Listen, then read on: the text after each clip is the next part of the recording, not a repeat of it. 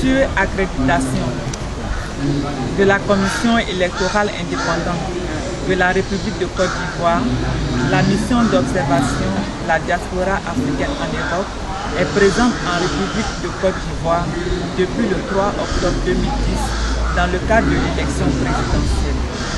La mission d'observation La diaspora africaine en Europe a pu suivre avec satisfaction le premier tour de cette élection qu'elle a jugé apaisée, conviviale et historique à travers une déclaration préliminaire de mission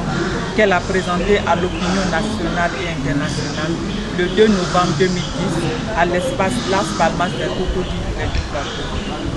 Dans le cadre de la campagne du deuxième tour, la mission d'observation de la diaspora africaine en Europe demande expressément et urgemment aux deux candidats en lice de s'engager sur la voie d'une campagne civilisée, saine, non violente et apaisée, basée sur la défense et la promotion des différents programmes de société pour permettre aux Ivoiriens de choisir un président à même de leur rassembler et de les unir,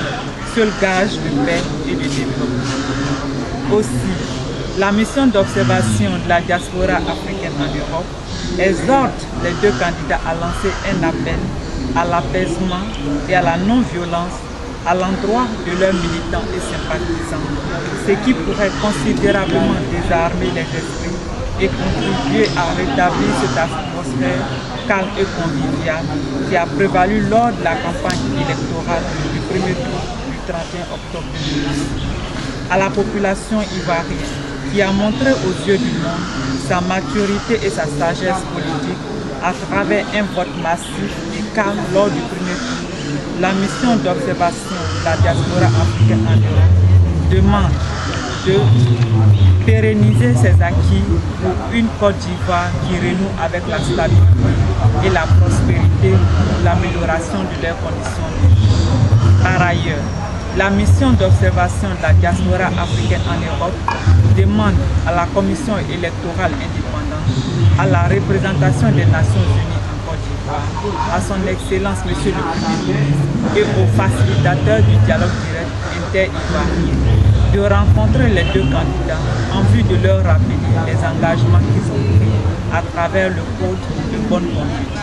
À toute la famille de la presse nationale et internationale, la mission d'observation électorale de la diaspora africaine en Europe